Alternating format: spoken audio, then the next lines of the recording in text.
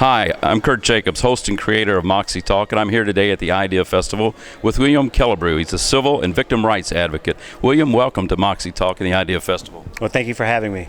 What has inspired you on your path to do what you've done with advocacy?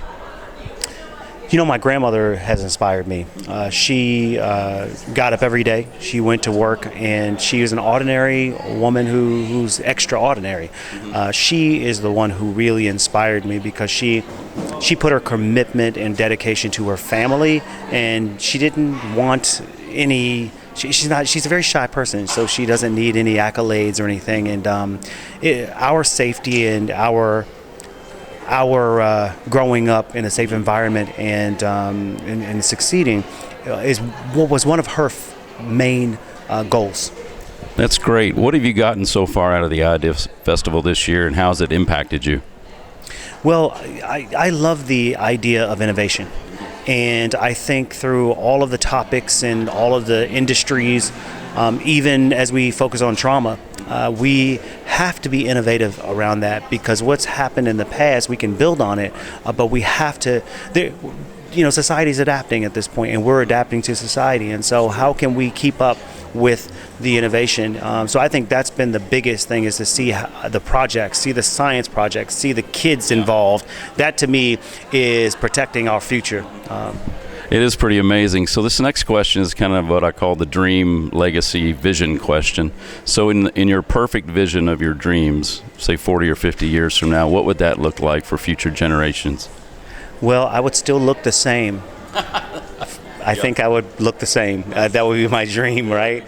But I would want to. I would want to have personally grown, and I think that to see peace prevail rather than the harsh reality of what is happening and the vitriol that's happening in our country and around the world, that we would find a peaceful solution to being able to live on this earth. The frankness of it is that we do live on this earth together, and that if we don't take care of it, if we don't honor it and respect it, it is not going to be here for generations to come. And that's really where we're laying. And I think we aren't always doing. So we're doing some of it, but we aren't always doing a great job at protecting Earth. And it starts with humanity. It starts with treating each other with respect and dignity. And I think that is where I want to see, I'll give it 99%, because I know there's some percentage out there that's going to happen, right? But those are the struggles that we might encounter to be able to be resilient. And so I think that's where I want to see us in 40. Okay. Now this next question I want to ask you in terms of the industry or your profession, so to speak, civil rights and victims advocacy. How do you see that changing? What's on the horizon for future generations? What does that look like to you? Well, it really looks like policy to me. It looks like a policy change, because over the past few centuries, we have instituted policies in this country that has put people on the fringes, has not respected people's dignity and humanity.